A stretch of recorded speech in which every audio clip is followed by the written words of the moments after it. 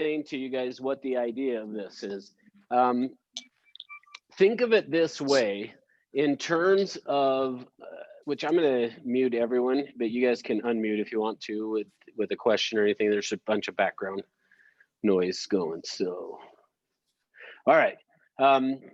So think of today. The idea of today is about you've gotten an appointment. We talked about prospecting and things last week, and now you've set an appointment and you're going to go sit down with either a buyer or a seller.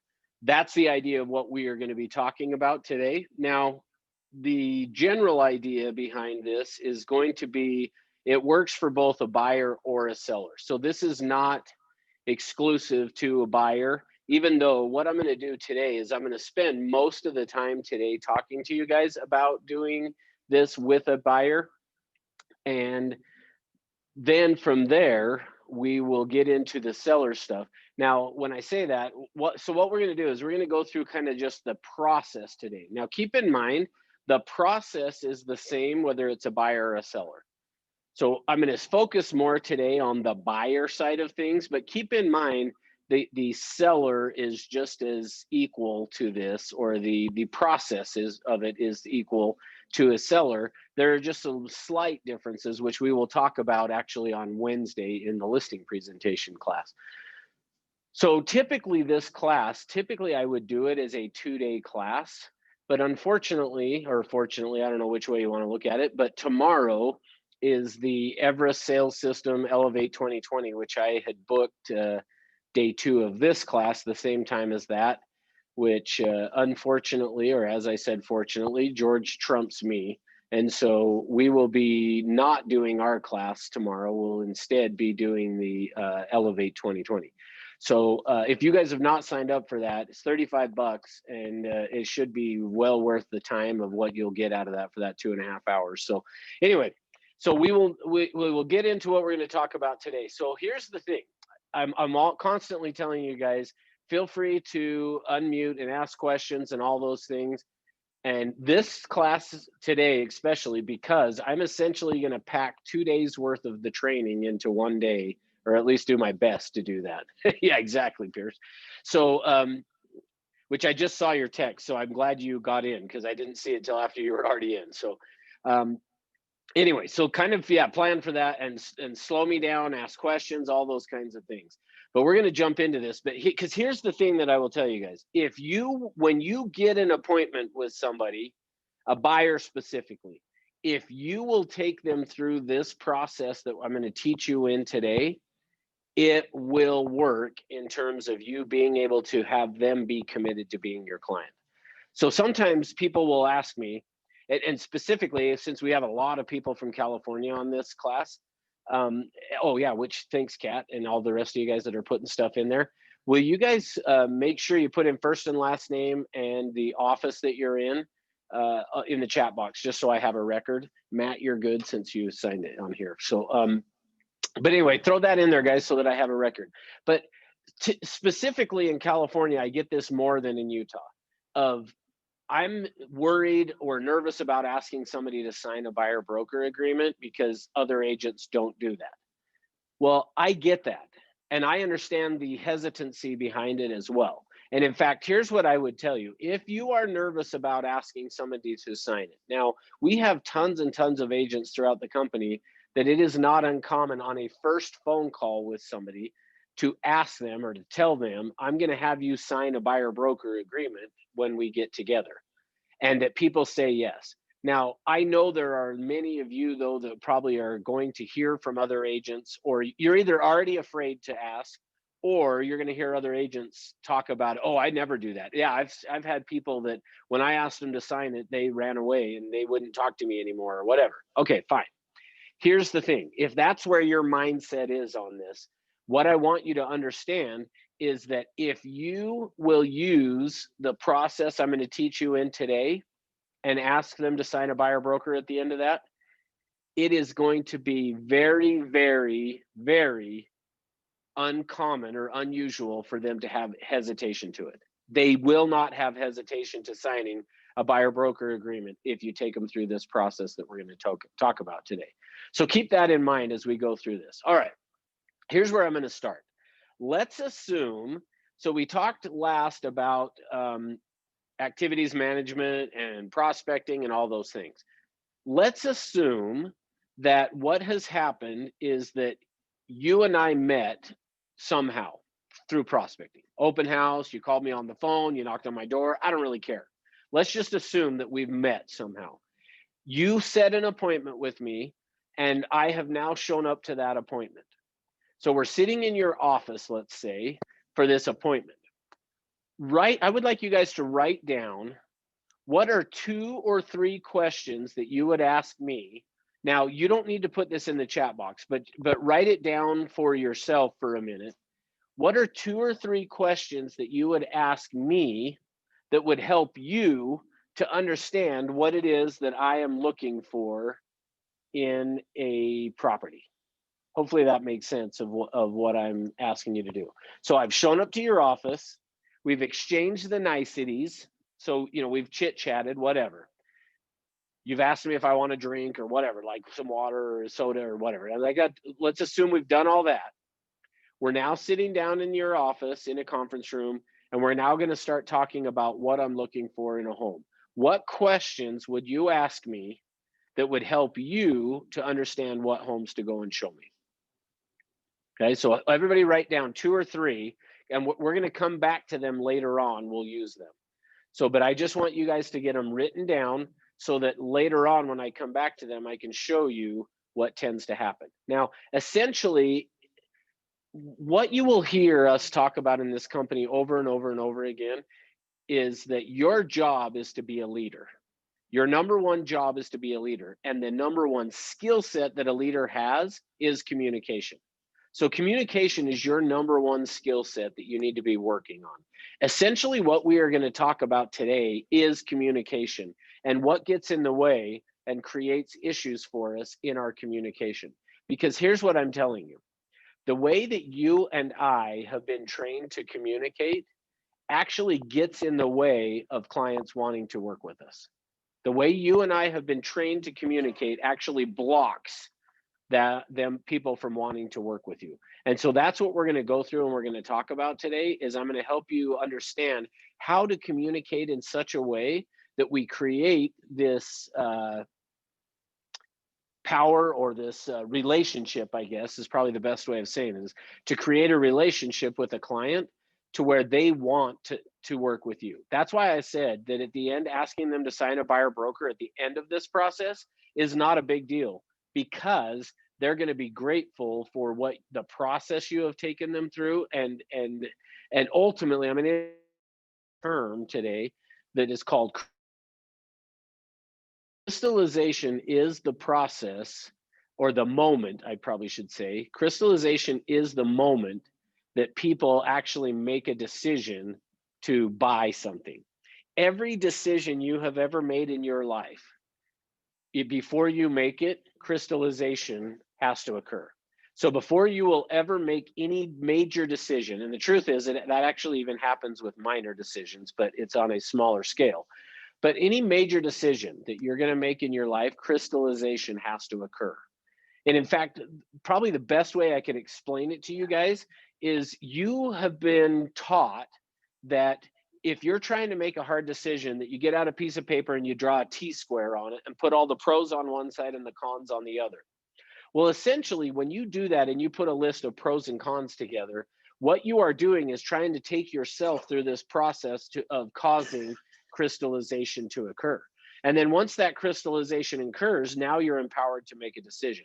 Well, I'm going to teach you how to do that in the process to take your clients through that process as well, which will allow them to make a decision. And because you take them through that process, they become very committed to you. All right, so with that in mind, now this one I do want you to answer this question. Why do people buy anything? And I want you guys to either unmute, type it in the chat box. Matt, here with me, you're welcome to answer it. But why do people buy or sell? But let's talk buy. And in fact, actually, as you guys are ready to answer that, let's keep in mind that for today, in today's class, you're going to hear me talk about buy and sell. I'm going to refer to even the seller of a home as being a buyer, because at the end of the day, they are buying your services. So just kind of keep in mind that even though I'm saying buy, why do people buy? I'm including why would a seller list their home with you? Because they're buying your service.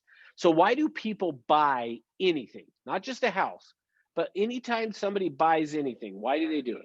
Say, Matt? Okay, good, perfect. That's exactly the right answer. So Matt said they have a need. Here's what I'm getting in the chat box. They feel like, oops, that one went away. Hang on. They feel like it will make them happy. Okay, good. They want it to keep up with the Joneses. Okay, I like that, Kyle. Because of what they have, because of what you have to offer them, good. And they feel, yeah. At the end of the day, I like the way that you guys are saying this. Matt said it as they have a need. And so think of it that way. The reason that we buy anything is to fulfill a need. So keep it in mind that way. In fact, if you want to take a note on that, the reason anybody buys anything is to fulfill a need. All right. Now, with that being said, let me take you to the next piece of this. Top 3 complaints about real estate agents. What do you think they are? Top 3 complaints that people have about real estate agents. Any idea? Pushy. Okay. Matt said pushy. What about you guys say? All they want is a commission. Okay, that we just want a commission. Marissa said communication. So what specifically? Because communication is exactly, that's the envelope of it, but what? And Leslie's saying typical salespeople, pushy. Salesy. Okay, and the lack of communication, Marissa's saying, okay. So here's what it is. The number 1 complaint about real estate agents on us is that we don't return calls. So number 1 is that we don't return calls. The number 1 complaint about real estate agents is that we don't return our calls. Number 2 is that we don't listen. And number 3 is that we waste their time. Those are the top 3 complaints about real estate agents. So number 1, that we don't return calls. Number 2 is that we don't listen. And number 3 is that we waste their time. Now, here's what's interesting. Typically, when I'm teaching this class, and I've got mostly seasoned agents in the class, the response that I get when I say is that they think we waste their time is that people will laugh at that and go, we waste their time? I don't think so. They waste our time. Now, here's the thing. The reason, whether we feel like they waste our time, which I'm sure that we do, or they're feeling like we are wasting their time, at the end of the day, if we want to get paid, does it matter if we think they're wasting our time? No, but it matters if they think that we're wasting that we are wasting their time, meaning they're going to give up quicker than what we would, because you're going to have people that you feel like are wasting your time, no question. But here's what I will tell you. At the end of the day, remember what we're talking about in this class is really going to be communication. At the end of the day, what ends up happening is this. So number 1 is that they're frustrated because they feel like that we do not return their calls. So that one's fine. And just the only thing I'm going to say on that is return your calls. Like that's where I'm going. But on this, that we don't listen. And then number 3 is that we waste their time. See, the reason that they feel like we are wasting their time is because they think that we didn't listen to them. Now, I'm going to show you what that means, and I'm going to give you an example of that in just a minute here. But I want to make sure you guys understand that it is crucial that you understand that here's what happens is we start to work with a client, and then along the way, they get frustrated because they feel like we're wasting their time because we didn't listen to them. And when they feel like that enough, what will end up happening is that then if they feel like you're not listening to them, they will then say, we need to go find somebody else who will listen to us, and they'll move on to another agent. So keep that in mind as we go through this. That's where this is. Now I'm going to show you where this gets created from now. So let me take you through this process of helping you understand this. So remember I said that we were going to assume that I came into your office and that I had you guys write down 2 or 3 questions that you would ask me that would help you to understand what I'm looking for in a home. So let's assume that you've asked those questions. We're going to come back to them in a minute. But let's assume that you have asked those questions. And as a result of you asking those questions of me, what I end up telling you is this. I would like to buy a home that is high on a hill with a view of the city lights. Now, so if I said that to you, that I wanted to buy a home high on a hill with a view of the city lights, what are you going to now go and show me? And I don't need the exact areas, but just in general, what houses would you show me? One's on the hill. Few homes that are high on a hill. Okay, good. That's exactly right. So let's see. And Marissa said one's on the hill. That's what all of us would do, right? If I came into your office, we sat down and I said, I want to buy a home that's high on a hill with a view of the city lights. You're now going to go out and show me homes that are on hills that have a view. Anybody that's not going to do that? Okay, because that's typically what happens. Now, occasionally there'll be an exception, but that's generally what happens. Now, let me show you this. Remember I said the client feels like we don't listen and that we waste their time. Now, let me ask you this question, and I'm actually going to ask this a little out of order of how I usually do it, but that's okay. Why do you think that I want a home high on a hill with a view of the city lights? Tell me what reasons you think I would want that. Okay, Matt said a nice view. Okay, what about the rest of you? Yeah, Corbin said the view. Anyone else? You like to hang glide? Nice, okay, maybe. Those homes seem to be typically a little more isolated from big cities and stuff. Okay, good. I like what you're saying there, Pierce. Good.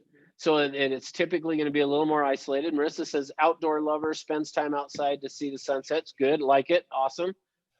The elevation, Corbin says. Okay. All right. So you guys have given me some reasons. Now, here's what happens. Remember what we're going to be talking about here is that we're talking about how our communication tends to get in the way of creating this thing called crystallization, which I'll explain more in just a minute. So what's going to happen? Okay, yeah, Leslie said to get away from the traffic, maybe. Good, perfect. Yeah, could be. Now, here's the thing. Here's what tends to happen, though, with how we communicate. When someone tells us what they are looking for, so I say I want a home high on a hill with a view of the city lights. Matt then said, or his assumption is probably the way I should say it, is that what I want is the view. Leslie says to get away from traffic. So her assumption is that I want that home high on a hill with a view because I don't want to be away from traffic. Marissa's because I like to spend time outdoors and to see the sunsets. Great. And let's see. Kelly just said that's my need. That works, but the view. Okay.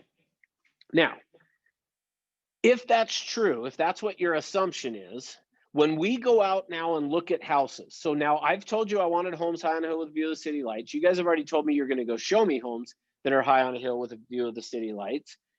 Sharon's saying maybe price higher. Exactly right. So we go out now and start to look at properties. When we walk into these properties that are high on a hill with a view of the city lights, what you are going to talk about, and even if you guys didn't answer the question, what's going to happen is this, though.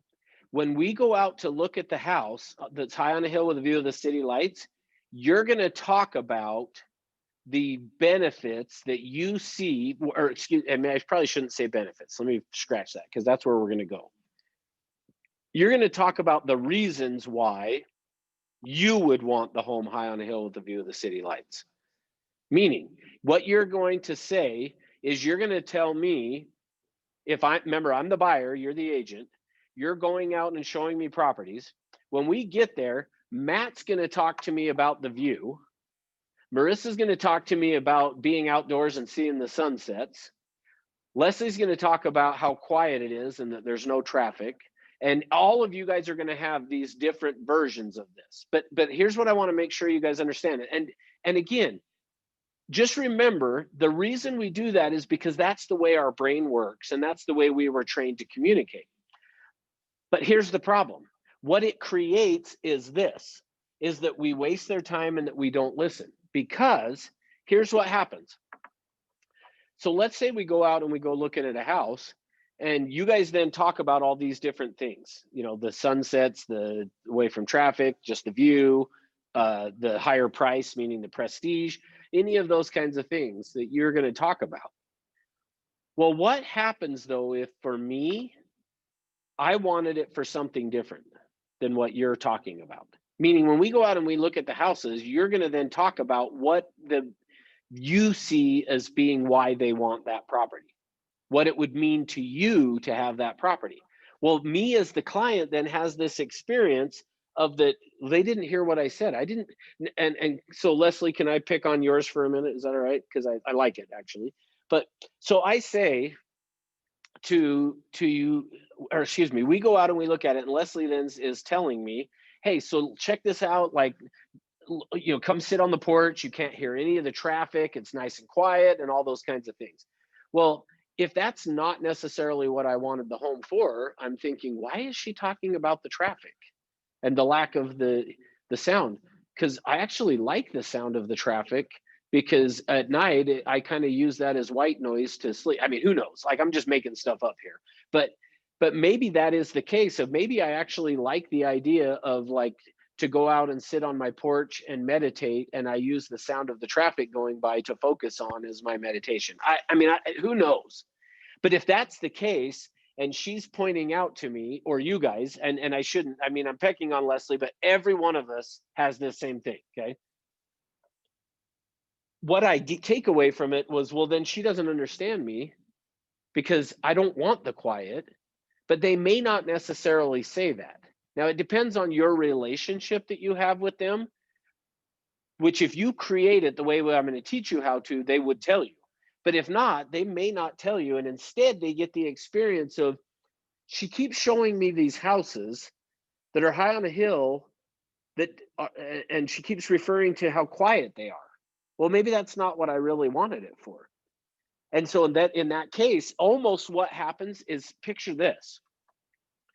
A lot of times what happens as an agent is we go out and we start talking about the house and what our assumption is of why they want that house, or what that house, how it would meet what they're looking for.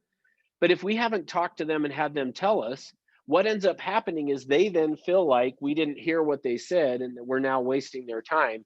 And so their answer to that is, I got to go find a new agent. And so then they go move on and find somebody else.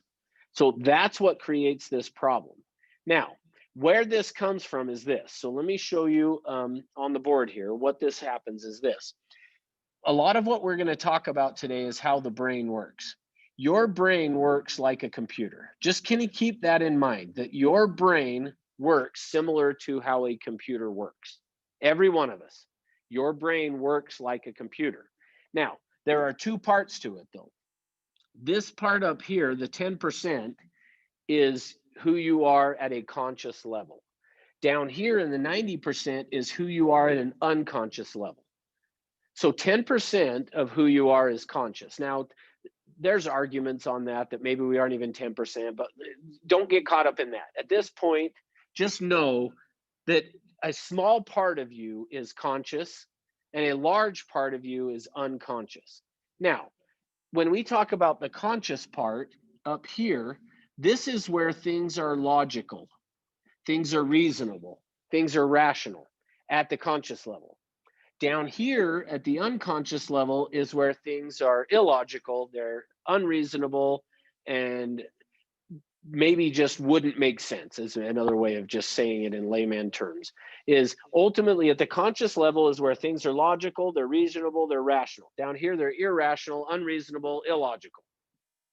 Well, when somebody is buying a house, is the purchase of a new home typically something that is emotional? Yeah, overall, it is an emotional purchase, right? So because it's an emotional purchase, guess where the decisions get made? Is down here in the unconscious.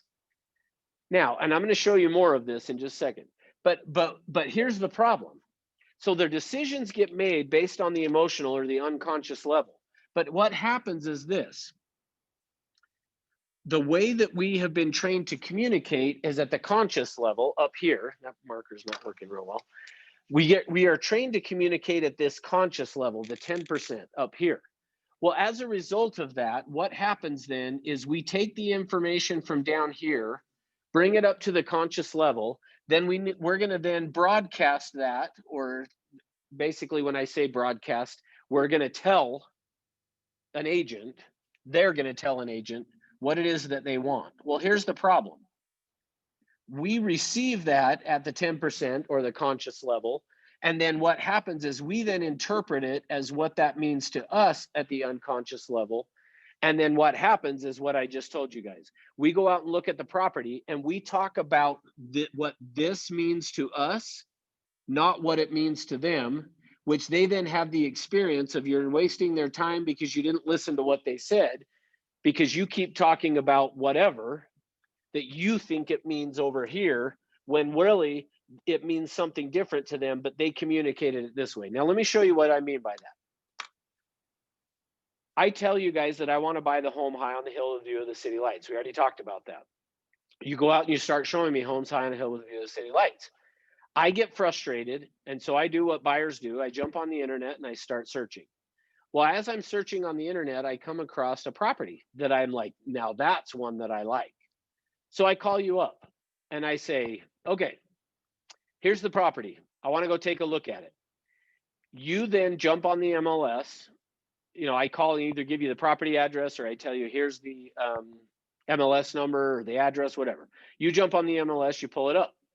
When you jump on the MLS and pull it up, what ends up happening then is you notice that this home is not high on a hill with a view of the city lights. Instead, it's tucked away in a canyon surrounded by nothing but trees. So let me ask you this question. Now, and I may have already kind of given you the answer. We go out and see it, okay? Now, number one, when you pull it up and you see that it's in a canyon surrounded by nothing but trees, you're gonna look at that and go, what the heck? Like, that's not what he said he wanted. But you go show it to me anyway. And we go out and we look at it and I go, oh, I love it. It's perfect. This is exactly what we want. Let's write an offer. So we write an offer, get it accepted. I close on it. I purchase. I'm happy as can be. Now, here's the question for you. Did I buy what I said I wanted?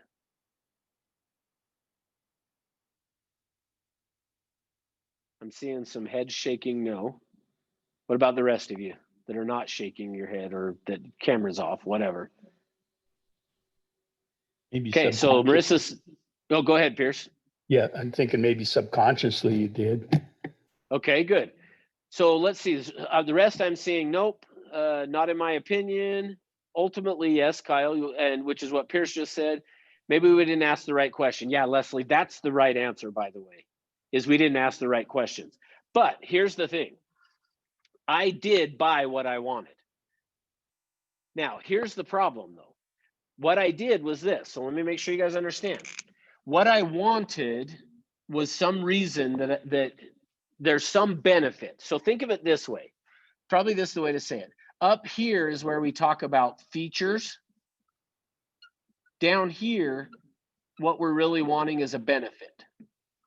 So we're going to talk about features and benefits. And what happens is this. When somebody talks to you, so when I told you I wanted the home high on a hill with a view of the city lights, Matt, what I did was I was looking at what the benefit I was looking for in buying a home. This is there's a benefit, and I'll say more about this in a minute. There's a benefit that I wanted, but I don't know how to communicate that benefit to you because it's in this unconscious level. So I have to bring it up to the conscious level, and the very best way I can explain it to you of what I want is to say, and here, actually, let me pause for a second. The way that they're deciding this, by the way, is based on just what they have seen in either real life or a movie or something like that, that they've created in their mind. That's what's going to meet this benefit that they're looking for. And so when you ask, they are going to come up here to this conscious level to explain it to you. Well, what they're doing is explaining it to you in the best manner that they know how. And so what they will say is things like, well, I would want to buy a home that's high on a hill with a view of the city lights. because in their mind, that's what they're understanding it to be. Well, so they tell you, I want a home high on a hill with a view of the city lights. Well, maybe for me, what that home high on the hill with the view of the city lights was for is the view, but it wasn't necessarily about the view of the city lights. It was the way the view of just sitting out on the porch and looking at the trees would make me feel. Well, see, when I saw the property and I got to it, I realized that would meet that benefit. So now I want to buy it. Well, but what happens though is for us, every one of us has an assumption of why somebody would want that. Now, this is going to be the hardest part for you to work through in terms of you understanding this and being able to use it.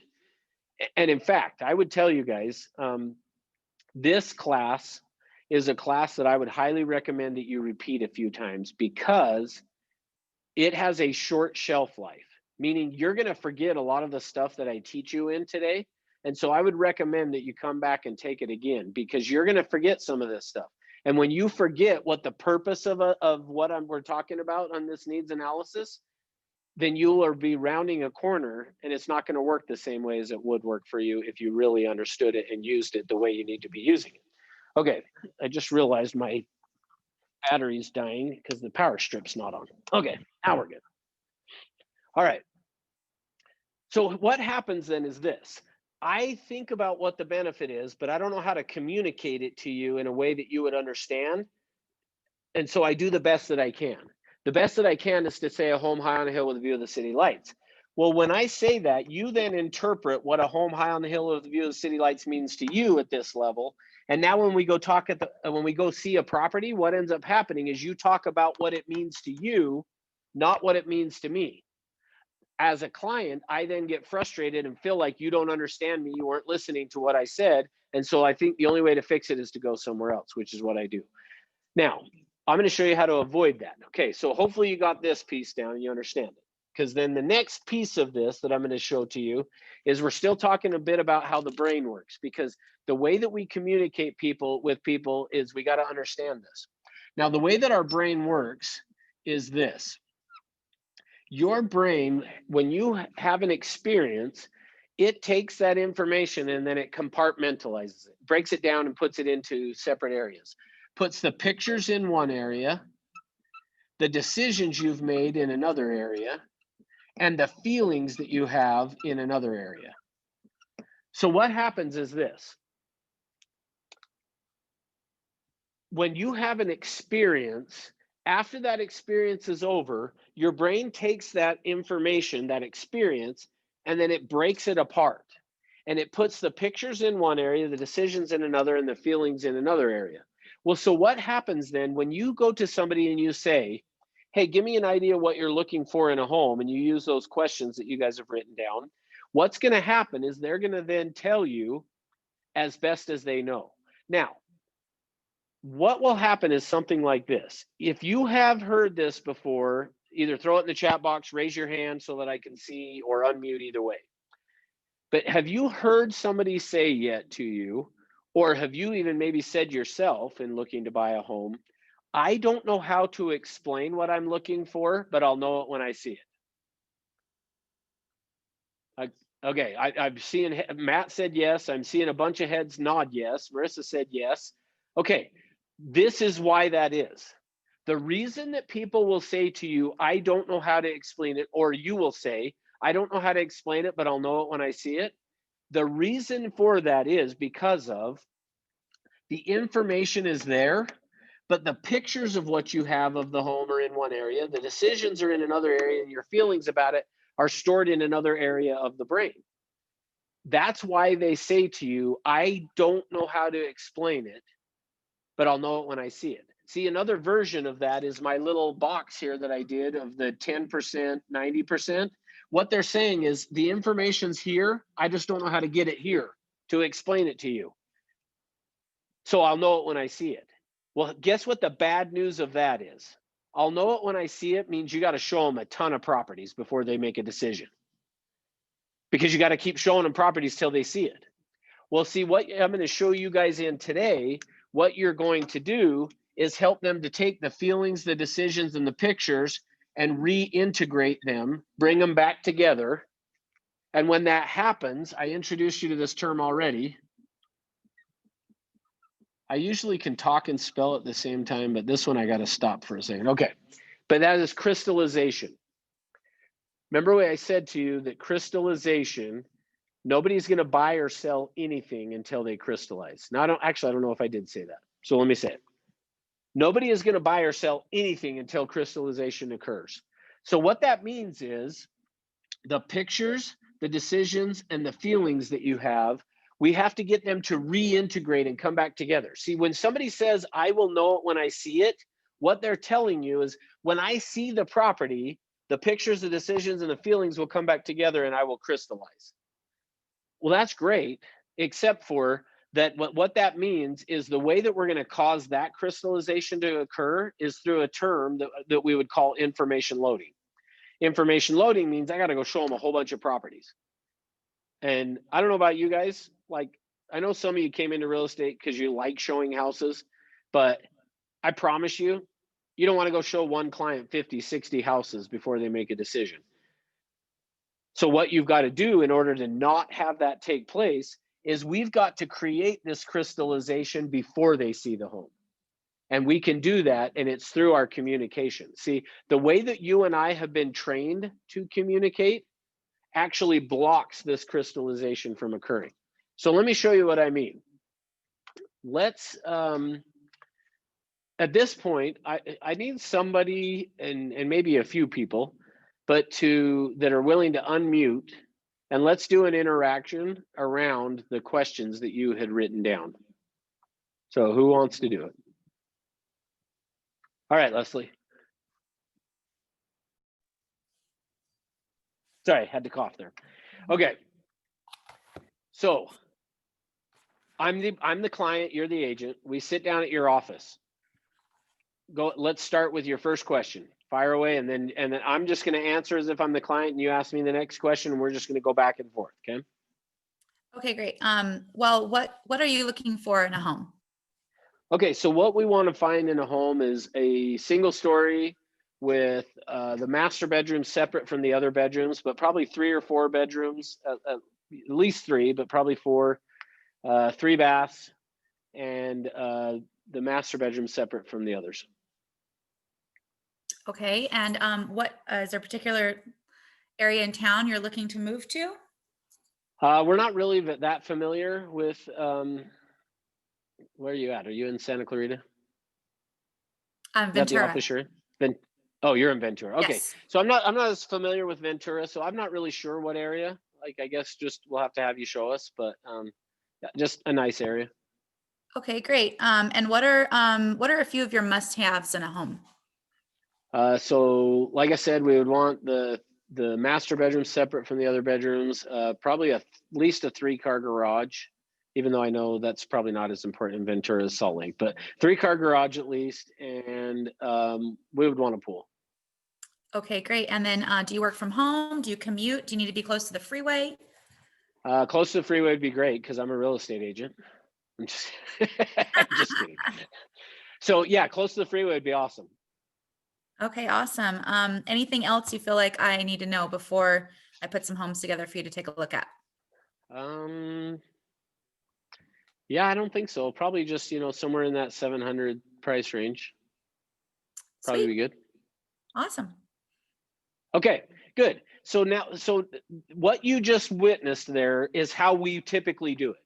Like, every one of us would do something similar, correct? Like, we might not have the exact same questions, but you're going to have similar type questions of how many beds, how many baths, where this, where that. What are your must-haves? What do you not want? We're all going to have those type of things, correct? Now, here's the problem though. Remember what I said. The way that you and I have been trained prior to today to communicate actually blocks crystallization from occurring. Now, here's why. Every one of you guys has written down some questions that you would have asked. Now, on those questions, typically, not always, but typically, the questions you have written down are more about you than they are about me. I'm gonna let you think on that for a second. Typically, the questions that we ask are more about us than they are about the client. If we truly wanted to know what was important to the client, we would never ask the questions that we ask. Meaning, the way that, and I'm telling you guys this because I did this for about 3 years before I was trained in it. Meaning, I did the exact same thing. Let me show you what mine looked like. I would sit down with somebody and I would say to them, okay, so how many bedrooms, how many baths, how many square feet, how many car garage, where do you want to be in town, what price range? Okay, well, here's what it shows on the MLS. Here's the 10 houses that meet your criteria. Should we go take a look at them? Like, that's the way most of us would approach doing this. But that's not going to dig down. Remember, what we've got to do is get down into this 90% to create crystallization. Now, I'm going to drill you guys and question you over and over and over again. So you might want to type out, if you're going to put it in the chat box, you might want to type out the word crystallization and then copy it, because I'm going to ask you over and over again why we do this. And I'm going to expect you to answer crystallization. So I'm kind of joking of saying to type it and copy it, but like, I'm going to ask you and expect you to give me the response of crystallization a lot. So to some extent is why I'm kind of joking of saying you might want to copy it so you can just keep pasting it in the chat box when I ask you, why are we doing this? Now, here's why. Most of you will forget in a week or so if we got together and I said to Matt or to any of you, why would you do a needs analysis with the client? Your response to me is typically going to be, well, because you get a lot of good information and it's going to help them on what you should show, what properties you should show them. That's true, but that's not why we're doing it. The reason I'm doing it is to cause crystallization. Now, why? I mean, this is the first test of the class. Why am I wanting to create crystallization? So they get, so their needs are met certainly in a home, but so that they feel heard. Okay, good, Kelly, thank you. So they feel heard. What did you say, Matt? So Matt said to form a picture of what they want, which is exactly right. Let's see, because then you'll have an emotional connection with them. Absolutely, Leslie. Meet the needs of the clients, that's right. Let's see, so the client is happy with what they purchased. Yeah, good. But the reason that I'm going to do it is because of this. The reason we need to create crystallization, everything you guys said is good, but at the end of the day, they're not going to buy until they do it. So the reason that I want to do it, all of those other things you said are great. And yes, that's true. We want all those things to happen. But the main reason I am doing this is to create crystallization, because they're not going to buy until they do. Now, remember, when I say buy, that included a seller. But yeah, Leslie, they won't buy until crystallization occurs. Just keep that in mind. The reason that we've got to do this is to enable them to crystallize, because they're not going to buy until they do. And your job is to lead people through a process and ultimately the process you're wanting to lead them through is to crystallization. All right, with that being said, what's the purpose of us doing all this stuff? To cause crystallization. And the reason that's important is because they're not going to buy until they do it. All right. I feel like I'm forgetting something. So while I gather my thoughts, what questions do you guys have? So I can see if I can remember what it was I'm forgetting to tell you. Let me look at my notes here and see. I think we're pretty good.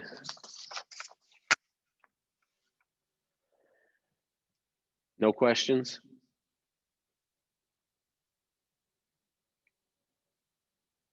Would it be practical for people to fill out a form with their wants and needs? Great question. I'm actually going to give to you guys, I'm going to throw it in the chat box, a form to some extent. I don't know how well you can see this. Oops, I'm going the wrong way. But this is a box. And then down here has got some questions and things. So here's the problem with doing a form, of having them fill out a form of what they want, is the challenge of that is going to be this. Now, in fact, you'll notice on here, on this paper that I'm holding up, notice the boxes are empty. There's nothing written in, or there's no typed anything in there. The reason for that is because I want to keep this whole conversation about them, not about me. Now, let me show you the difference. So Leslie, this time, will you still interact with me? Okay, so, yeah, perfect. I was gonna say you have to unmute, but No problem. now, as we do this though, what I want you guys to pay attention to is this. Typically what happens is we ask a bunch of yes, no questions. We ask a bunch of questions, how many beds, how many baths, how many square feet, what city, what location, do you want a pool, do you not want a pool? Like we ask a bunch of yes, no questions, which that, remember, blocks crystallization from occurring. So I'm going to show you guys the way that we should do it that enables it to be about them, not about me. Because remember, too many times the questions we ask are about us. Every question we ask has an assumption contained in it. We're assuming something. And so we want to remove as many assumptions as we can. So that's what I'm going to show you how to do, is this. All right, so Leslie, we're going to assume she's the buyer now. I'm the agent. She came to my office. We've exchanged all the niceties. We're now going to start talking about what you want in a home. So I'm going to start with, and I will give you guys this as well. You've got the script here. Whoops, I always keep going the wrong way. And you probably can't really read that, but I'm going to start with that script with her, which I'll give you the script so you don't have to worry about that. So Leslie, in order for us to determine whether or not I can help you, I need to ask you some questions, and some of them may be things that you haven't considered before in terms of buying a home, and maybe things that might even make you a little uncomfortable. Is that going to be okay? Sure, no problem. Perfect. Describe for me your ideal home. Wow. Okay. Well, I have children, so I need open concept homes, so I can see where they're at. I'd like to have a nice big backyard for my dogs and kids to play. Nice quiet street without a lot of traffic, preferably a cul-de-sac.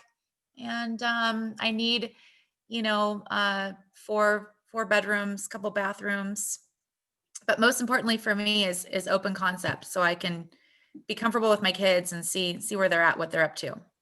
Okay, so open concept because of your kids and things. Hey, you're doing a great job. Tell me more.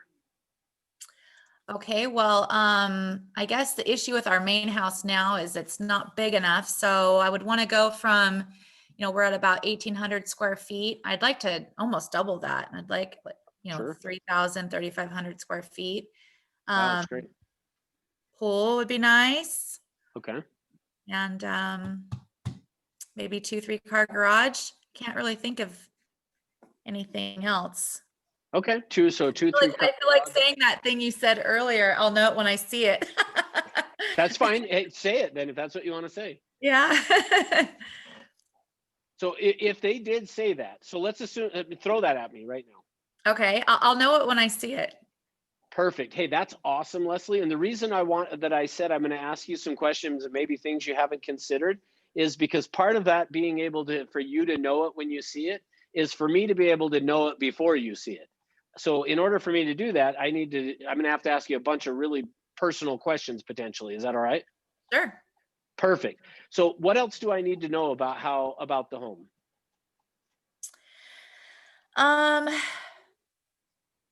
Gosh, I think I basically went over everything. Maybe air conditioning would be nice. It's been getting hot lately.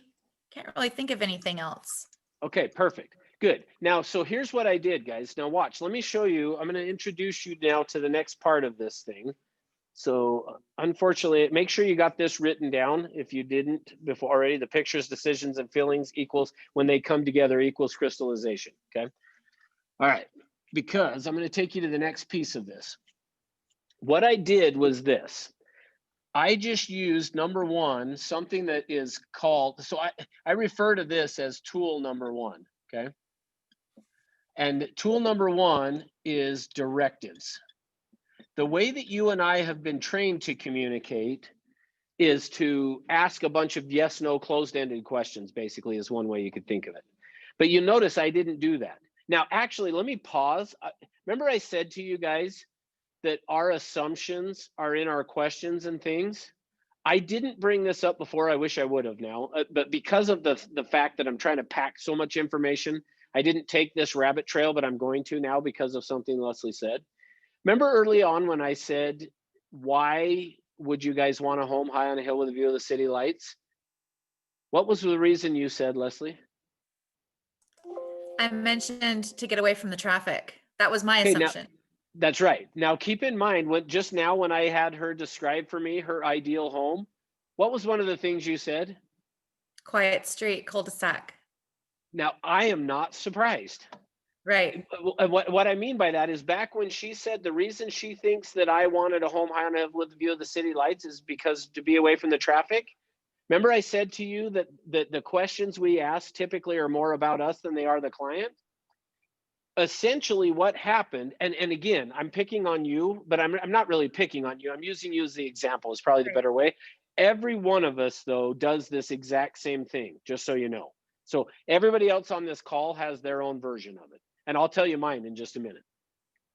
But what happened then is this, is as a result of that, going back in time, when Leslie was the agent showing me houses, can you see now why she would have consistently talked about the quiet and you can't hear the traffic? Because what was the reason? Because that's one of my needs. Because that's important to her. Now, here's the Right. thing. Is it okay if we let the client buy the house they want? Of course. Like usually people will, yeah, I can see Kelly laughing. Usually people will laugh at that and they'll go, of course we're going to let them buy the house they want. But I promise you, every single one of you does this. You go out and show somebody a house and you're going to talk to them about why that house would be important to you. Because that's just how we are. But see, the problem is, I've erased it now, but that blocks crystallization. So you'll notice the way that I started our conversation, that conversation that I just had with Leslie was this. Describe, oh, shoot. I gotta get pens that are working better. Describe for me. Now, remember what I said to you. Your brain works like a computer. Given information, your brain is going to respond according to the information that is given. Okay? Watch this. Not me drink of water, but watch this.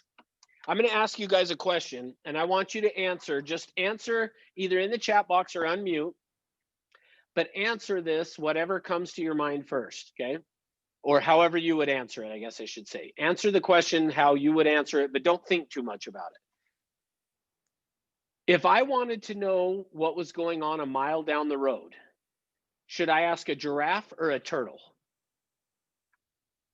A giraffe. Giraffe. Okay, 2 giraffes, Matt? Giraffe or, don't think about it too much, just answer the question. Okay, Giraffe, Giraffe. what'd you say, Kelly? giraffe. Okay, Yep. all right, Julie Giraffe. said turtle. Why are you saying turtle, Julie?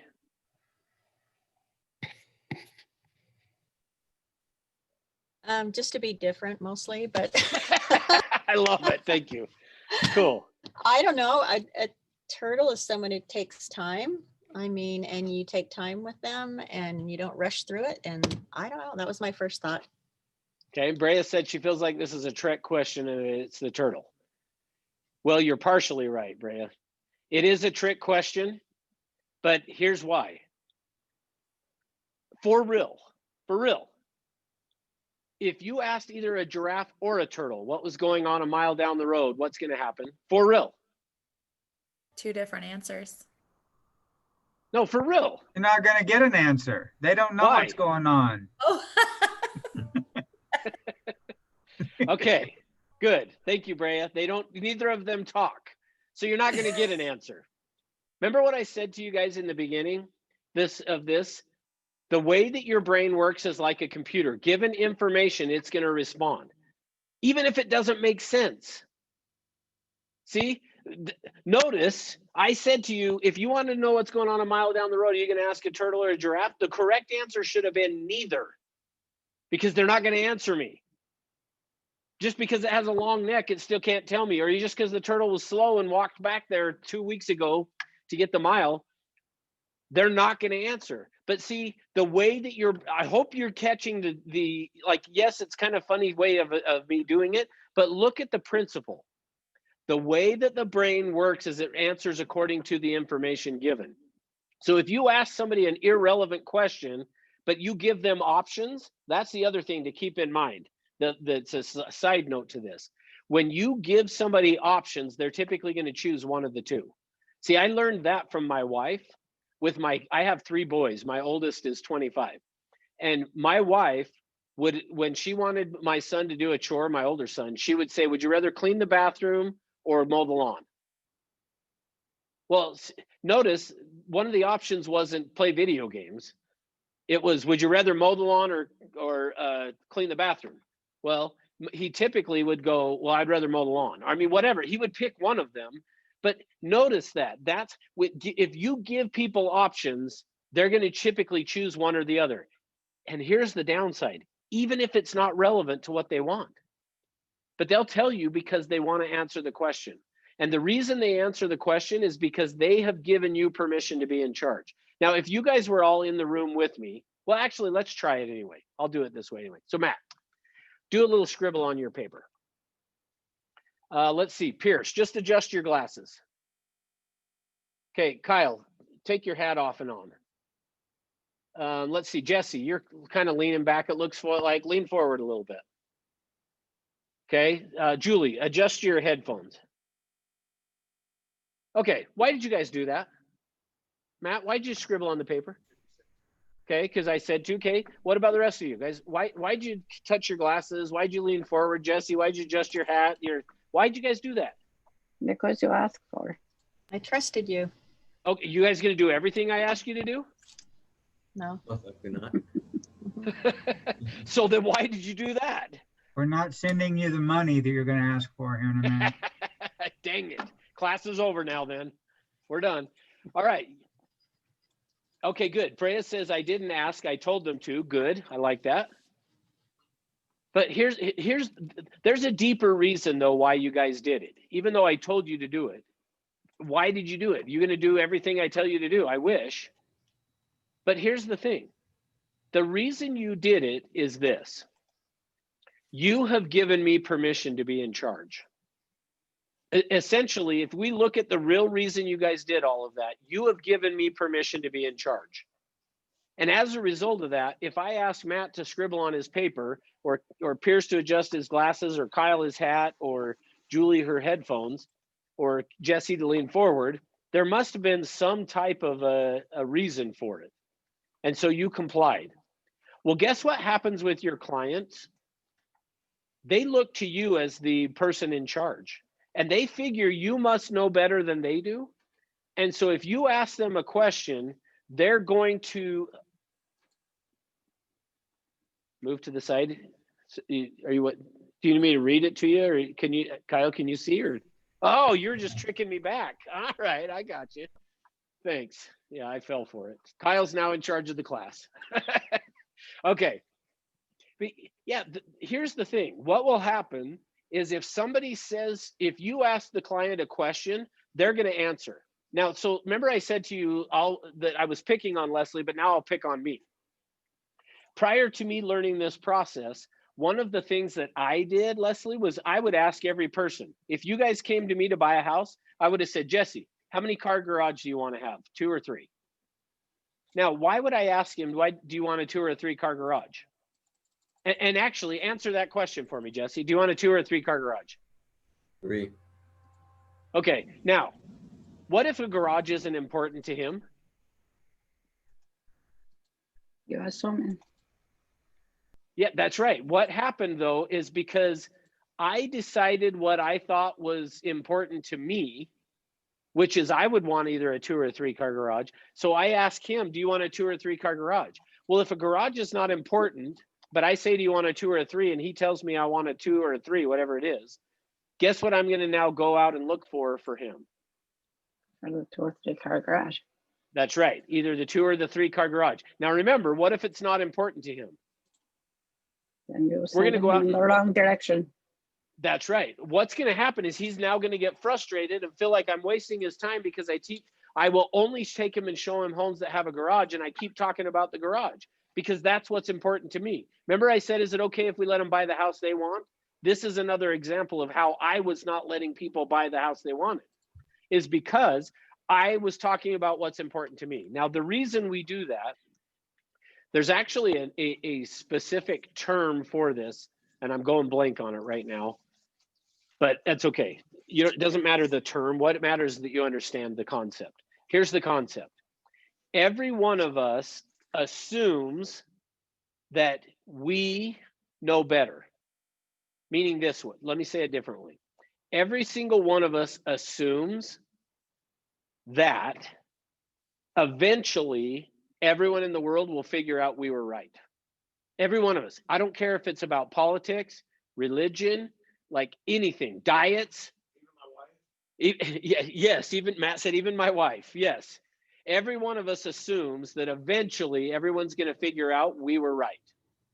We all assume that. See, so that as a result of that, because we assume that, when I go out and show properties, I want to point out to them this. I want to point out all these things that are important to me, because eventually they're going to realize how smart I was, and they'll be so grateful that I pointed that out to them. Hate to break it to you, not true. That is not necessarily always going to happen. So don't get caught up in assuming that you know best, which is why I always say, is it okay if we let them buy the house they want? Well, the way we're going to do that is through this, through using directives. We have to ask open-ended questions that are describe for me, and the one that I always start with is describe for me your ideal home. Describe for me your ideal home. The reason I do that is that keeps it as neutral as I possibly can. So I would be saying, Leslie, describe for me your ideal home, which you guys saw me do. Then she started to talk. Now, the other pieces of that are subcategories to this that you want to make sure you're doing under this directives is we also want to use what we call prompters. And I'm going to just put it as PF, but PF stands for positive feedback. So we want to give people these prompters and the positive feedback. So let me show you what that looks like. With Leslie, when I said, describe for me your ideal home, she started to describe it. As she described it, I then was doing positive feedback. And I don't know if you guys noticed, but the whole time she was talking, I was like the little bobbing dog in the back of the car. My head was just going, mm-hmm, mm-hmm. And typically that's what I will do. Oh, oh, yeah, for sure. Oh, interesting, huh? Wow, yeah, oh, that's exciting. Like that's what we want to do with the positive feedback. So when I say describe for me your ideal home, I'm going to then, as she talks, give positive feedback through gestures of nodding my head and going, oh, yeah, interesting. Oh, exciting. Wow, that's great. Yeah, oh, sure. Yeah, makes sense.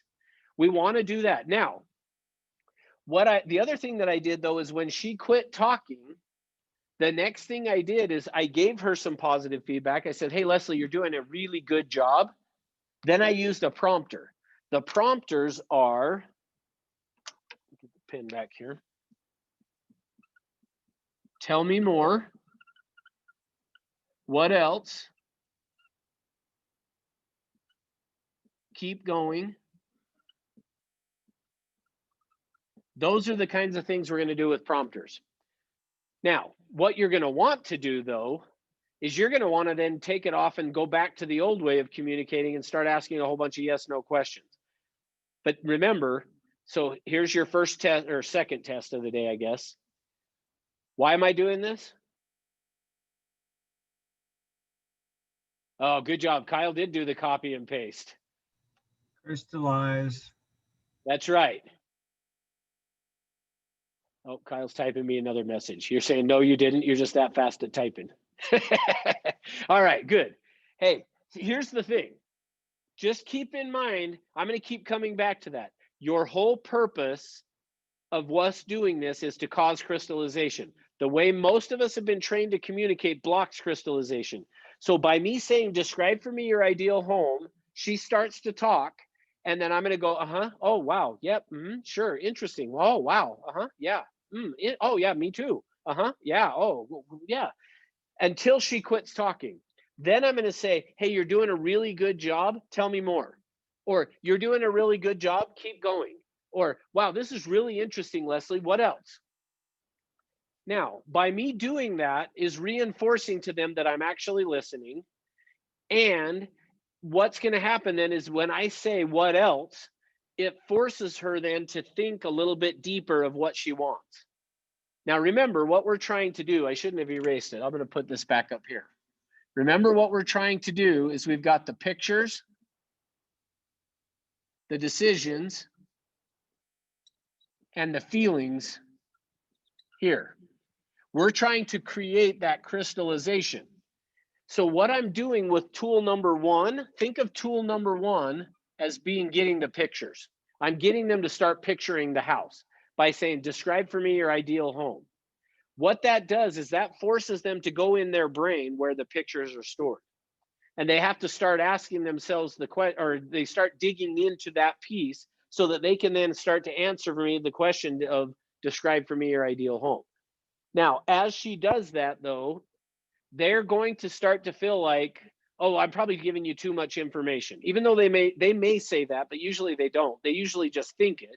They're giving me too much information and that it's not what I want to hear. Because remember, they were trained to communicate the same way you were, which is to answer how many bedrooms, how many baths, how many square feet, how many blah, da, da, da.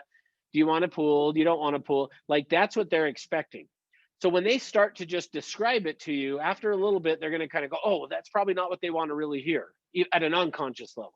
So then they'll stop talking. You're just then going to prompt them by saying, Leslie, you're doing a really good job. I'm getting a really good picture. Tell me more. Keep going. Or what else? And then she's going to go, oh, he really is interested. And then she's going to go back to here of starting to tell me about the pictures and maybe even some of the decisions that they've had on it. All right. Questions so far? All right. Next then. Number two then. So after we have done that, actually, oh, hang on. Sorry. I'm trying to go too fast here. So typically what I'm going to do is as they're talking, I'm going to fill out this grid. I'm going to be filling in this grid. So when she said, so tell me the features that you brought up again, Leslie. Nice quiet street, open concept, Okay. big backyard. So what I would do, so here's open concept. This is going to be big backyard, quiet. So I'm just going to, as she talks, I'm going to just fill in this grid. So essentially what you're seeing here is, think of it that way. Remember I showed you before, gosh, I hate not having you guys in the room where I got this whole big board I could use, but remember I talked about the features and the benefits. So what's going to happen is she's going to tell me a whole bunch of features, and each one of these boxes is now going to represent a feature, but it's only the feature she talks about. Now, remember, and I think it might have been you, Leslie, that asked, is there a form or something that we could use to have them fill out? Well, see, the problem with filling out a form would be, and what sometimes people will ask me is, couldn't I just on this grid that I've got right here, couldn't I just fill out and put one of the boxes to be kitchen, one of the boxes to be the backyard, one of the boxes to be the family room, da, da, da, da, da. Well, the reason the answer is no on that is because if I had kitchen written down here, guess what I'm going to talk about to Leslie? The kitchen, What if the kitchen's not important to you? right? But now remember if I wanted to know what's going on a mile down the road, am I going to ask a giraffe or a turtle? If I said to Leslie, so tell me about the kitchen, guess what she's going to do? I'm going to talk about the kitchen, but She's what going if to it's tell me not about the important kitchen? to me, right? Whether it matters to her or not doesn't matter. She's going to talk about the kitchen. Well, if the kitchen's important to me, I'm going to ask her about the kitchen. She's going to then talk about the kitchen. Guess what we talk about at the house? The kitchen, Because it's important to who? you. Me. Remember I said, is it okay if we let them buy the house they want? Are you starting to get a picture of how they feel like we didn't listen and we waste their time? is because we decide what's important to us about a house. And then we talk to our clients about that. And then when we walk into the house, we just go, oh, wow, look at this kitchen. Or we walk in and go, oh, that kitchen's not really that great. Well, see, I keep talking about the kitchen, and this is where this really happens, guys, is they start to go, why does he keep talking about the kitchen? Like, I don't even care about the kitchen. And that's when they go, we got to find a different agent because all he talks about is the kitchen. All right, let's see. Bray is asking, might that make it more difficult to actually find them their dream home? I know if I'm describing my ideal home, it could be harder to find something that meets that criteria. Great question, Bray. Perfect. Just what I needed. So the answer to your question is actually no. And here's why. The reason is because those are all features, and features have a price tag. So in essence, what you're asking me in a roundabout way is, and especially in our current market where things are flying off the shelf, right? Is might we have them create something in their head that they're not going to be able to find?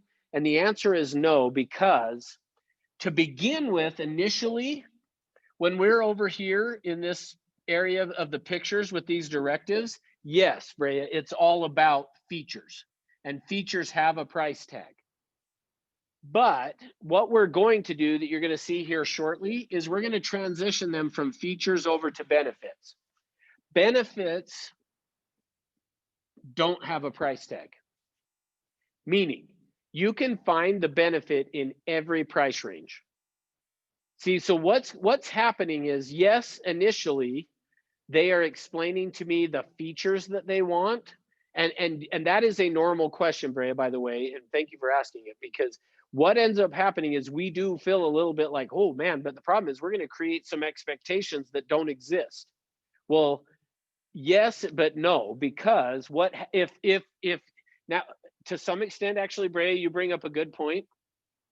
This is why I said to you guys, make sure that you attend this class more than once, especially where I'm having to cram it down your throat today for you, is because what if we don't do this right, meaning we go and create those expectations and don't transition it from the features to the benefits, then they're stuck with they got to do that.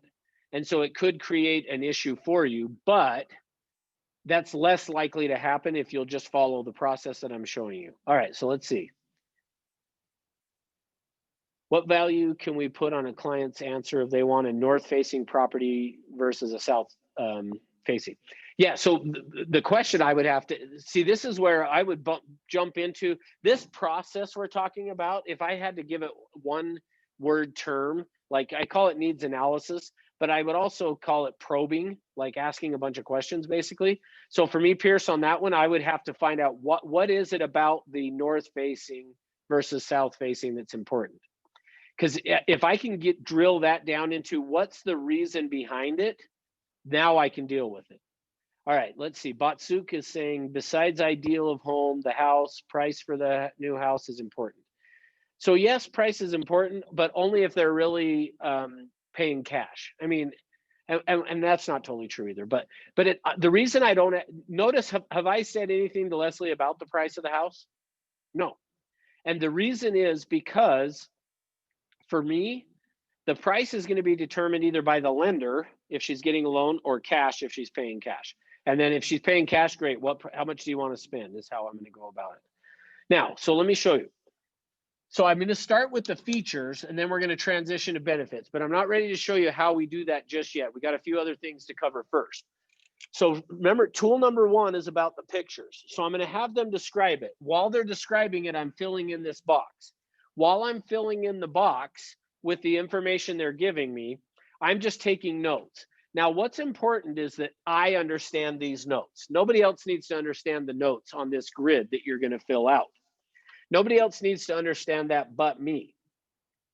And as long as I understand it, that's okay. So another thing I'm saying here is you can develop shorthand. So you can see, like I put big BY. Well, me, I just know BY is backyard. Same thing here, big backyard. Right here, I just put fam. Like you guys couldn't read it, I'm 100% sure, but I know what it says. So you've got to develop that for yourself, and you're going to keep the notes about it as they go through it. Now, part of why I'm keeping notes as well is because then they know I'm listening by me writing these things down. But I'm also going to need that later on, which you'll see. All right, so what I'm going to do is I'm going to ask them, and I'm going to keep going back to this prompter, which you guys saw me do. I kept going back to, hey, you're doing a great job. What else? I'm getting a good picture. Tell me more. Like I said stuff like that to Leslie. Did you guys notice what she said that made me stop though? Because I would have kept going until she said this, which she did say. I'll help you if you don't remember. I don't really know what else. Perfect. That's right. And I don't remember exactly how she said it, but what you're going to do is you say, describe for me your ideal home. And then you're going to do what else? Keep going. Tell me more until they say some version of, I can't think of anything else. I don't know what else to tell you. That's about it. When they say some version of one of those things is when you stop. Now, let me show you why. So Leslie, let's jump back into the role play of this. So what else do you want? Well, I Make don't something really up. know what else. That okay, Oh, perfect. okay. That works. No, that's good. Do it. Okay. Do that. I don't So- really know what else. Okay, you don't really know what else? Well, tell me more. I think that's about it. Like, what are you going to start to feel if I keep going? Well, tell me more. I would feel like, okay, this isn't going anywhere. Yeah, I would want, They're going to get like, frustrated. I'd want you to take over from there. That's right. See, they're going to get Help frustrated. me.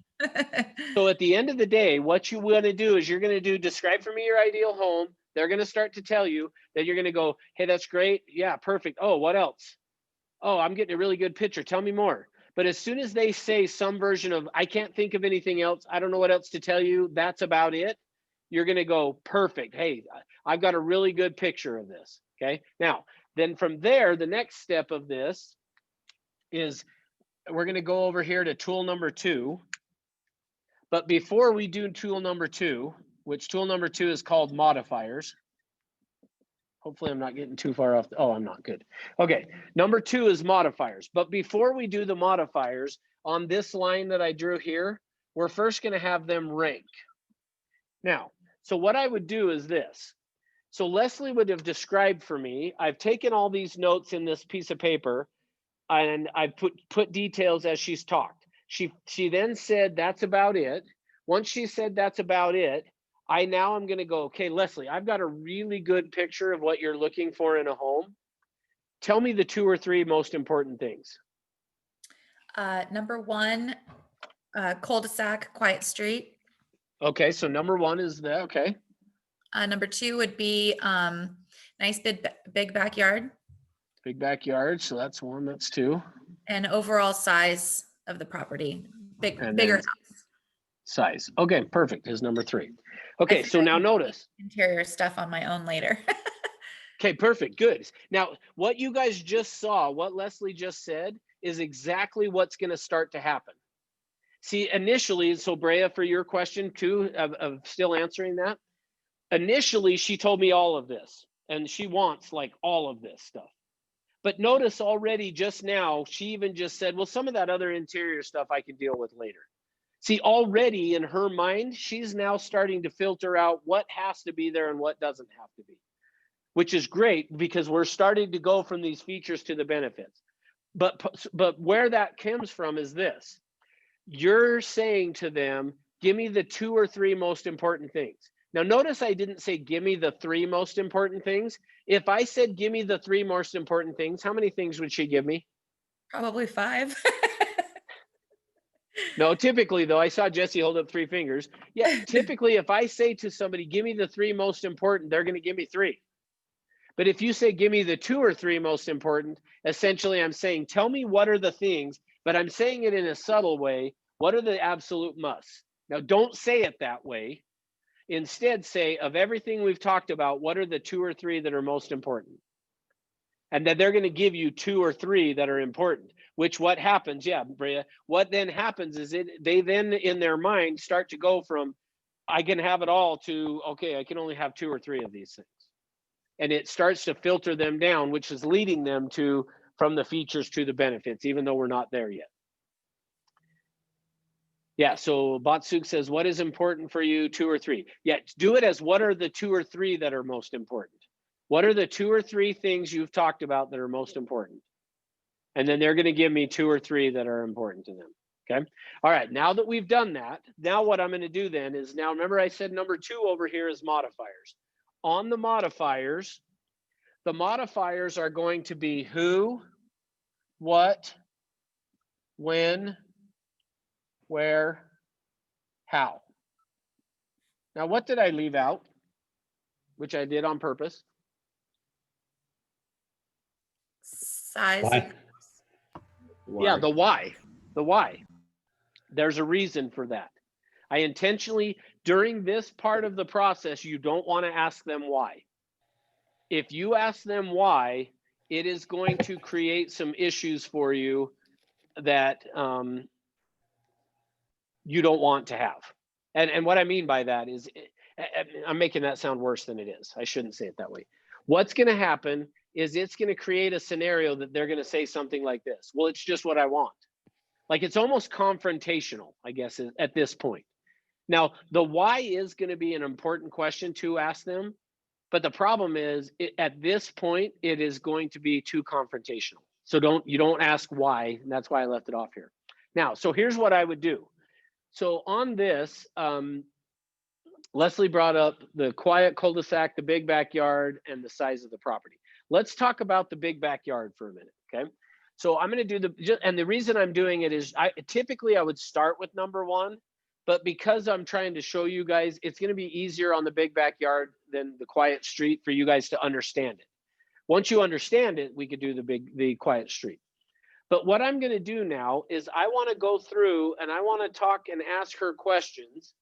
And typically you're going to need to do a minimum of somewhere between 5 and 7 questions. Okay.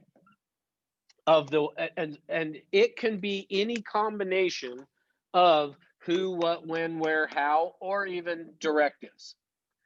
So let me show you what that looks like. And here's how I like to start it. I usually like to start it with a directive. So remember, I said you're going to use 5 to 7 of these questions or directives. So for me, I'm going to start it, so for Leslie, are you still okay doing this? Sure, no problem. Okay. So what I'm going to do this is, so just to make sure you guys know where we're at. She came into the office. we did exchange niceties. I said, in order for us to determine whether or not I can help you, I need to ask you a question, yada, yada, yada. Describe for me your ideal home. She did.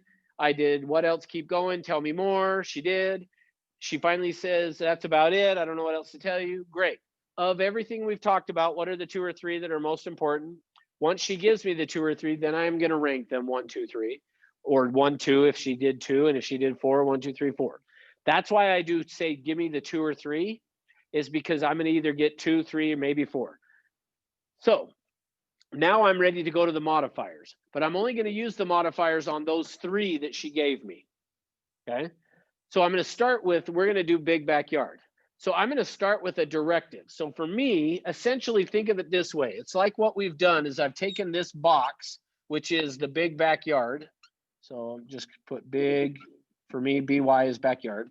So I'm going to take that one and I'm going to start now with a directive, and then I'm going to come over here to the modifier, just like what you're seeing here, directives over to modifier.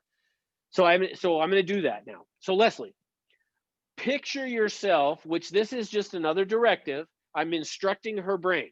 Picture yourself in the backyard. Tell me what you see. I see a nice lawn and my kids running around with my dogs and maybe a pool and some pretty trees. Now I would be taking notes still on this up here. So she's saying big, pool, trees. Okay, keep going. A lawn, maybe some privacy. It would be nice. Sure, absolutely. What else? I think that's about it. Okay, good. So Nice big now I open start. space. Say that again. I'm sorry. I was saying just nice big open space room to play. Okay, perfect. Open to play. Perfect. Okay. Now that I've done that, I'm going to take what she's given me and I'm going to ask who, what, when, where, how questions. See, the ideal way that you do this is you go off of the information they give you. That's why I start with a directive. Picture yourself in the backyard. Tell me what you see. She's now told me. Now, what I'm going to pay attention to is she said big. Now, let me ask, so don't answer this question yet, Leslie. For you guys, if she said she wanted a big backyard, either unmute or throw it in the chat box, or Matt, you can answer, and is when she said she wants a big backyard, what does that mean? How big is a big backyard? Now, don't answer, Leslie. Let everyone else throw it in first. You have to ask her what's big to you. Okay, but that's where we're headed, Jesse, but don't go there yet. So first, tell me what you think she means. So go ahead, Matt. Okay, Matt said he'd go by the acreage, but when she says big, what does she want? What do you think she wants? Okay, he said half acre. Go ahead, Jesse, what do you think it means? Maybe an acre. An acre, okay. What about the rest of you? When she said she wants a big backyard, what does that mean? How big of a Bigger than backyard what does she has now. Okay. I don't know. Sharon says quarter acre. Marissa says room for a dog. Okay. Room for the kids. Big enough for kids. Big enough for a pool and an open lawn. Okay. Well, how big's the pool?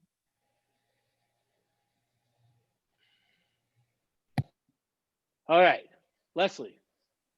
When you so now let me show you guys how we do this. See, because she said big backyard, here's the problem that we get into. We don't stop to think about what it means to her. We know what it means to us, and we then assume and we go out looking for a property that has our big backyard, not hers. So you got to ask the question, which is what the idea of the who, what, when, where, how. So I'm going to start it with that. So I'm going to say, so Leslie, one of the things you mentioned was that you wanted a big backyard. What? Sorry, I'm going to got to mute. Sorry. All right. Okay, so Leslie, you said you wanted a big backyard. Tell me when you say a big backyard, how big what do you mean by a big backyard? Well, bigger than my backyard now. So I would want, probably half an acre to an acre if possible. Okay, good. So now here's so sometimes what people will do is sometimes people will say that they're, in terms of when you're asking them a size like of a kitchen or a backyard or something, sometimes they'll be like, well, I don't know the dimensions. But if they say that, then I would just say in relation to this room or in relation to the parking lot or something, you know what I'm going to use something to say in relation to this room, how much bigger or what would it need to be? And they'll usually explain it to you that way. So hopefully that makes sense of what I'm saying. But that's if people say something like, I want a big backyard, I want a large kitchen, I want big windows or a lot of windows. Anytime they're saying one of those things, you want to say, well, you mentioned you want a lot of windows. How many is a lot of windows? So you got to ask the follow-up question to find out for them, because our natural tendency is to assume what it means to us. And now we're back into the buying our house versus theirs. So I'm going to start it now with saying, you mentioned the big backyard. How big is the backyard? Now she just said a quarter or half an acre. Great. Now I'm going to just ask some other questions off of this or off of what she said here. You mentioned trees. What kind of trees do you want it to have? I love like kind of sprawling twisty trees, maybe like oak trees or California pepper trees, anything like that. Okay, Those so are oak trees or the California. Now here's the thing, guys. I am not a what's the word? Botanist? No, is that the right word? Arborist. There we go. That's it. Arborist. I'm not. See, I just proved I'm not. I don't even know the word. I'm not an arborist. So I don't really know I don't even know what'd you call it? California pepper tree. Yeah, that means They zero spread to me, out by and the way. branches. See, here's the thing though. I don't understand it, but it doesn't matter if I do, because again, all I'm trying to do is create what? A picture. You guys have forgotten already. Crystallization. Crystallization. Okay, good. Thank you. Yeah. So it doesn't matter if I understand exactly what it is. Now, there are times that it will matter, by the way, but at this point, it doesn't matter if I know what it is or not. At this point, all that matters is that she's getting it, because remember, what I'm doing is I've gotten her picturing it. Now what I'm doing with the modifiers are getting her to tell me the decisions that she has made about it. That's what we're doing. So by me saying, hey, you mentioned the trees, what kind of trees? Now, if it doesn't matter what kind of trees it is, what she's going to say to me is, well, I don't know. It doesn't really matter. I just want them for some shade. Or she's going to say, I don't know, they're just for privacy. Like, but I'm letting her decide by me just saying, hey, but if it does matter, which it might, it sounds like for her, then by me saying what type of trees, now she's going to tell me and I'm going to write it down. And then guess what I'm going to go look up is what is a California pepper tree? I don't even know. I'm going to have to go look it up. I don't know what that is. But that's what I'm going to do then is I'm going to now be able to, if she says the specifics on it, it probably is going to be more important that is kind of the type of trees. So I'm going to write it down. Okay, so then I'm going to look at the other things that she said. Lawn. How much lawn do you want to have? Maybe like a 20 by 30 thing of lawn. I don't know, just a nice big enough that the kids can play a game of soccer and the dogs can run around comfortably. Okay, good. Now, if she had not told me what it was for, I would have just said, well, what are you going to be using the grass for? But she just told me, which is great. So now then I'm going to follow up with, well, so who else is going to be using the backyard? Husband, neighbors' kids. Okay, perfect. So now hopefully you're getting a feel for what I'm doing is I'm just going to be asking these things. She talked about privacy and open and all that. And I would just be asking who, what, when, where, how, what's the layout need to be? Where would the pool be? How big should the pool be? Can you guys, hopefully you're seeing what I'm doing, but I'm just going to keep asking all these questions. The idea of it again is to get at her telling me that she's pictured it already. Now she's telling me the decision she's made about it. All right, so Julie brought up a really good question. Thank you for asking. She said, what do you do if both a husband and wife and they have different things that they want? Well, here's what you're going to do if they have a husband and wife. I'm going to take them both through this process just one at a time. So I would just say, and for me, I usually try to figure out which one is the most talkative. And then I just start with that person and say, describe for me your ideal home. So let's say that it was Leslie and she did that. Then I'm going to turn, and if she had a husband there, I'm going to turn to her husband and say, okay, describe for me your ideal home. He's now going to describe his ideal home. Once he has described his ideal home, now I'm going to have both of them then rank their items. So both the husband and wife have done it. Then I'm going to come over to here and say, okay, Leslie, let's start with you on the big backyard. Picture yourself there. Tell me what you see. And I'm going to go through her 3. Then I would go to her husband and say, okay, of your 3, tell me which ones are most important. Now, let me ask you guys this question too, because you ask a great question, and this is part of a discussion that I always want to have, Julie. So thank you for asking it. I just always wait for somebody to ask it. So thank you. If we didn't do it this way, what would happen if there was both a husband and a wife, and how would we find out?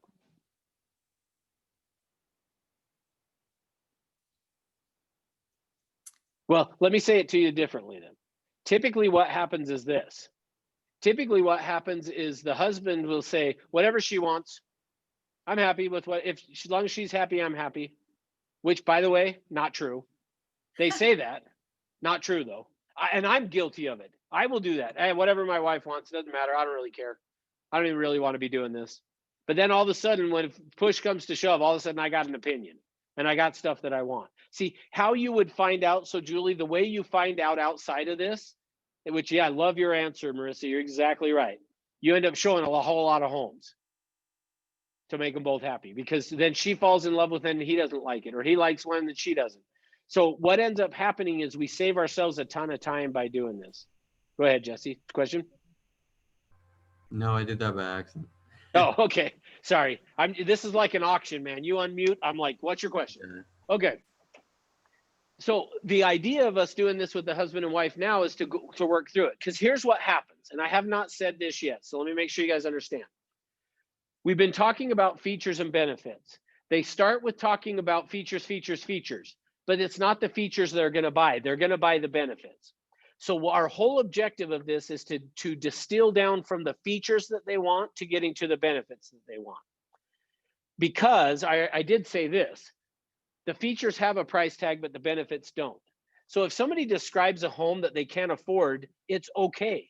Now, you don't necessarily encourage them to do this, but if somebody described a home that they can't afford, it's all right, because the benefit's still going to exist in the property that they describe. And that's the benefit they want. And you could find it in a mobile home. I mean, that's the truth. If somebody gets talking about the benefit, you're going to be able to find the benefit in a mobile home if that's what you have to do. And they will not buy without the benefit. Okay, so now with that, this is the part I haven't said yet. People buy in 2s and 3s. So if you had a husband that had 2 benefits that he had to have and the wife had 3, or vice versa, it doesn't matter. But one of them has 2 and one has 3, we got to now somehow bring those 2 and 3 together. And sometimes they might even be the same feature. She might be wanting the kitchen for one reason, some benefit, and he might want the kitchen for a different benefit. We just got to figure out how to get the benefit for both of them in that kitchen, because otherwise, what Marissa said is exactly right. You end up showing a whole bunch of houses to make them both happy till you can find one that works for both of them. Or we could have the conversation up front to figure out what that needs to look like, so that I can now narrow it down and I don't have to show them so many houses. All right. Great question, Julie. Thanks for asking. Okay, so I'm going to do this and I'm going to drill down on these, asking a minimum of 5 to 7 questions. The reason I say minimum of 5 to 7 is because we tend to want to ask 2 or 3. But there are times, I will tell you, when I'm doing this, I might ask 15 or 20. I'm going to ask as many as it takes to get them to do what? Crystallize. Yes, you were muted, Kelly, but I saw you mouth it. So good job. Crystallize. That's right. I need to ask as many questions as it takes to get them to crystallize. That's what I got to do. The whole point of this is to get crystallization, because once they crystallize, they're ready to buy. All right. So I'm going to do this and drill down and ask as many questions as it takes of Leslie. Then what's going to happen next? From there, I'm going to bounce over to tool number 3.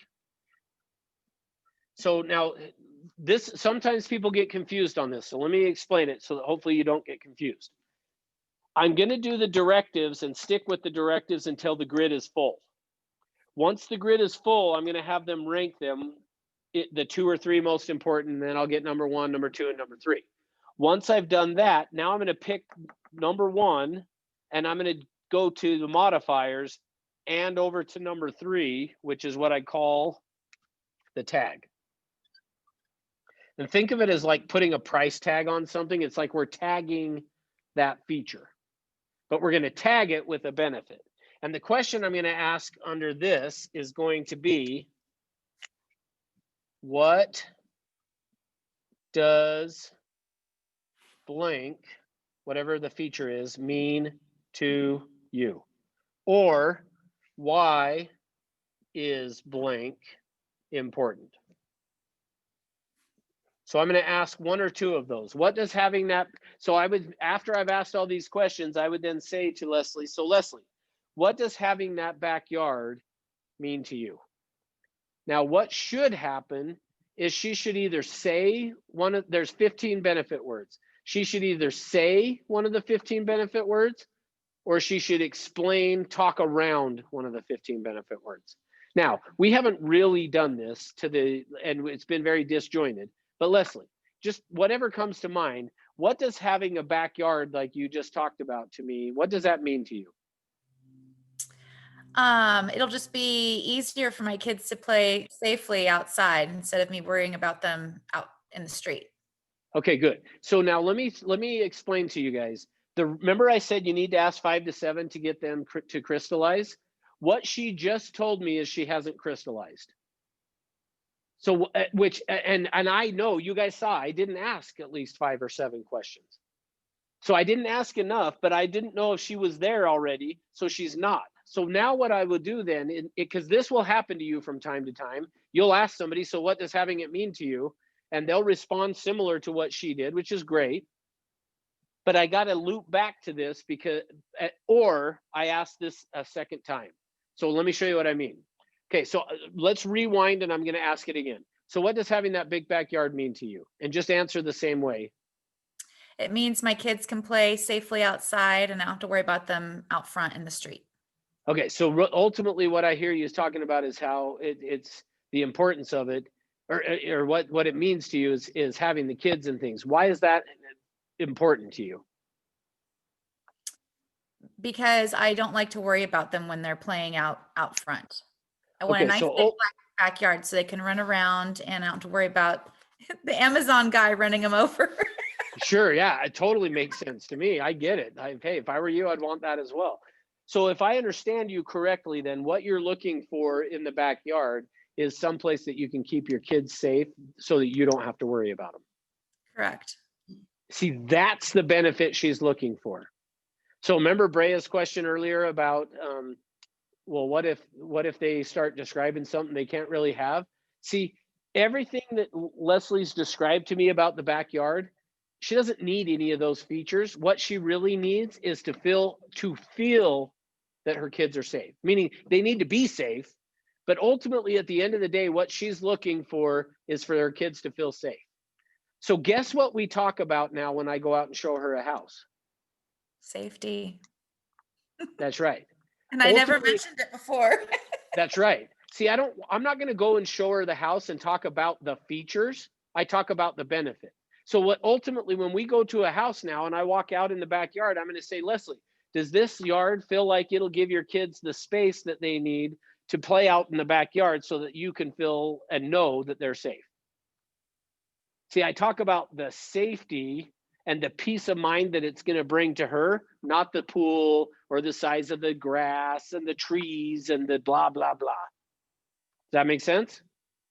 That's how we transition it to the benefit, because it's the benefit everything she's talking about in terms of buying this house is about her keeping her kids safe so she doesn't have to worry about them getting run over by the Amazon guy. That's what it's about. And she didn't know that. Did you know that before? No, I didn't. It wasn't that simple before, but yeah, I guess that's what it really boils down to. See, that's no different than with your clients. They show up thinking they need a big backyard with the grass and the pool and the da. Now, granted, she does need that because the kids it needs to be big enough that the kids can go out there and play and they don't want to go to the front yard. So it's got to be there. But yeah, Kyle, you're exactly right. Is what we just did is pulled it up from the subconscious into the conscious level. She's now, and what she just said is, yeah, I didn't really realize, but that is what it is about. That's why I want a bigger backyard, right? I mean, is that it? And I don't know if are you wanting a bigger backyard right now? Oh yeah. Yeah. It would be nice. It's funny. I actually have a pretty big backyard now, but I'd like more because, you know, you always want bigger and better, right? Sure. Yeah, totally makes sense. Okay. So now that we've done that, I would write down then over in this box for big backyard, I would write down safety. And I would actually write down security, meaning peace of mind for her. So really it's the safety of her kids, but that gives her, it's about her kids being safe, but really the benefit is that the peace of mind for her, that they're not going to get run over by the Amazon truck. All right. Now that I've done that, then I would go to number 1 or number 3 here. And I would say, okay, you mentioned you wanted a quiet street. Well, I think I already know the answer now, based on what you already told me of why you want a quiet street. I think we already answered that as well. But assuming we didn't, I would say, you said you wanted a quiet street. Tell me more about the quiet street.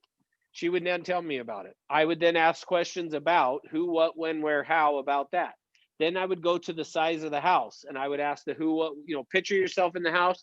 Tell me what the layout looks like. Who, what, when, where, why, not why, who, what, when, where, how on that. And as soon as we have drilled down, then I'm going to say, what does having that size of a house mean to you? She's then going to tell me, either say the benefit word or she's going to talk around the benefit word to the point that I can understand what she's looking for. And then I can say to her, so if I understand you correctly, what you're looking for in the house then is blank. Well, on this paper that I'm going to send to you guys, whoops, I got to go the right direction here. There are 15 benefit words. Those are the 15 benefit words. When you get, and I'll send this to you. Well, in fact, actually, I'm going to throw it in the chat box right now. Oh, some reason I have the file chat turned off. Wow, what happened? It's not letting me upload the file. All right, throw your email address in the chat box if you want a copy and I'll send it to you, okay? All right, and Matt, you get to have this one. See, there's benefits to coming to class. All right. So if you want a copy, put your email on there and I will send it to you this afternoon. But here's what it looks like, guys. Essentially what I'm gonna do is I'm gonna get that and I'm gonna drill down to get to one of those 15 benefit words. Once I land on those 15 one of those 15 benefit words, now I know what they're looking for. And more important is now they have crystallized and they know what they want in a home. See, with Leslie, now that we've done that, if we go out looking at properties, she's going to be looking at it from the standpoint of, is this property going to work for me to feel like my kids are safe? Because that's what she ultimately wants it for. And I'm going to deal with that, not the size of the yard. I don't really care.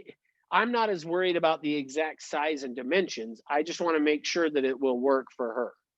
And as long as it will give her that benefit, she'll buy it. And that's where, again, they start off with this whole sheet full of stuff. We narrow it down to 2 or 3, and those 2 or 3 become really important. And that is because they buy in 2s and 3s. So when you go out to find them a property, it's got to have those 2 or 3 benefits or they won't buy it. All right, what questions do you guys have?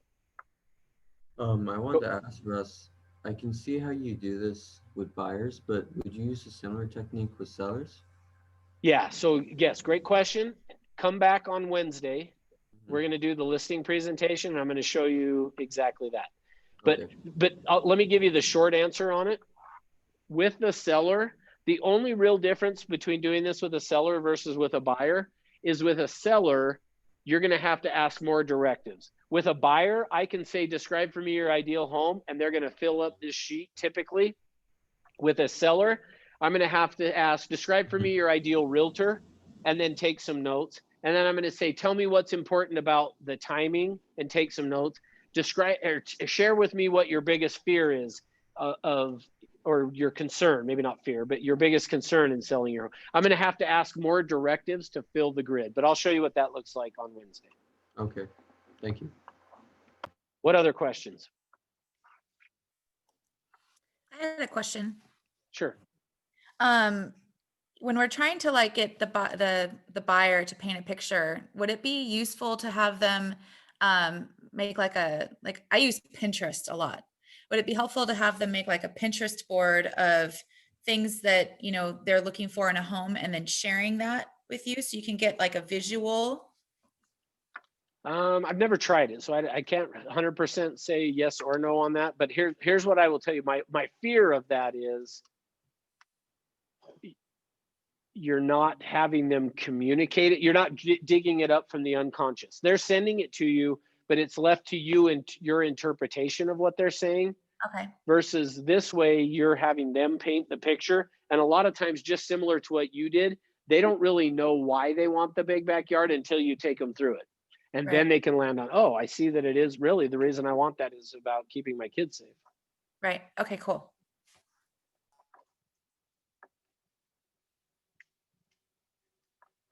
All right. So here's the deal then. So tomorrow is the Elevate 2020. So we won't do class tomorrow. So no class tomorrow. But then Wednesday will be the listing presentation. So we will do the listing presentation class on Wednesday, 9 o'clock California, 10 o'clock Utah. And then Thursday's SOI. Thursday for me is like kind of the cherry on top of this. Like if you'll do what I teach you, it's going to work for sure. And I'll get into that. So yeah, Pierce, you want my contact info? Let me throw it in the chat box here so that you guys have mine as well. So my email address is Russ Orchard, but with 1 S. Somebody beat me to the 2 S at Gmail. And my phone number 801-556-4441. I have a quick question. Yeah, go ahead. Was today needs analysis days 1 and 2 combined? Yeah, I crammed it down your throat. Okay, thank you.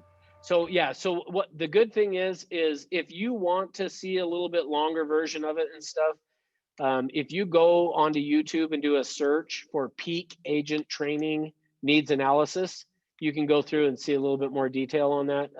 Also, I will be teaching it again, and we'll do it as two. I had it planned to do today and tomorrow, but then, like I said, George planned the thing, and he trumps me, so we got to do what he wants. So I had to kind of cram it together, throw it into you really quick today. So,